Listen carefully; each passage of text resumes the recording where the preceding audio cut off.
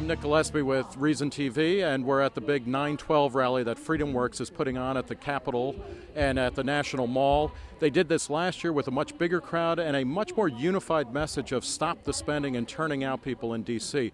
This year, the people we've talked to seem much more animated against Obama and against the Democrats. They're smaller in number but seem stronger in spirit. And at the same time, the unifying message of stop the spending seems to have faded a little bit, and people are more interested in talking about auxiliary issues such as illegal immigration.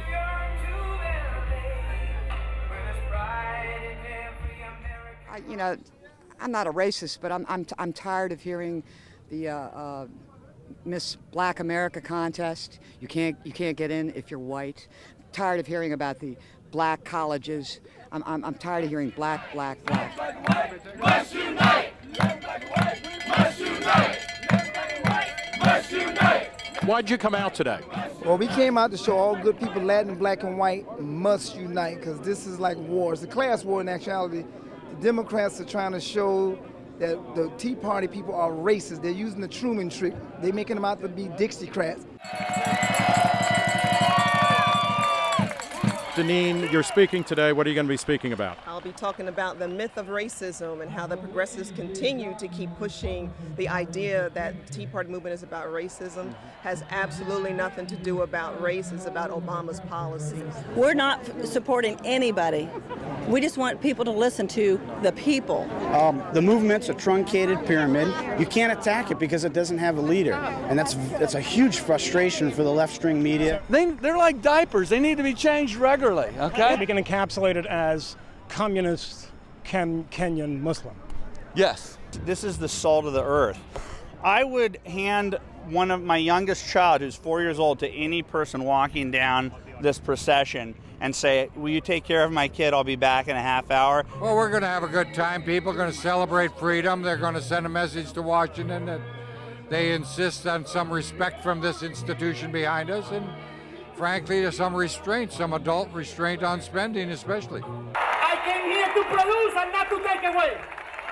I came here to help and be part of this nation. I came here to live free from big government, free from socialist government, free from the oppression of politicians like you, Harry Reid, or Nancy Pelosi. We have a political elite, and they're Republicans and Democrats, who think that the country's there to run as they please. And we, the people, have sat on our tails and let them do that.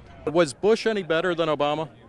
Bush was better, but not by much. If you could change one thing tomorrow, what would it be? One law or one policy? The banking bill. The banking bill has to go.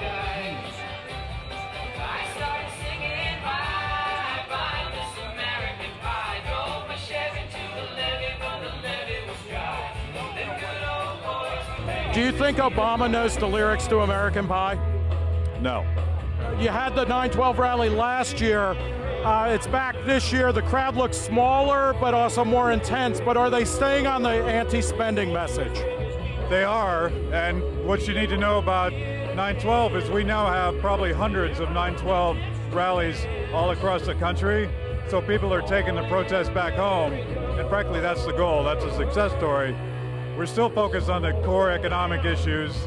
The left is still trying to inject these other issues, which are a diversion, and we're keeping them off the stage.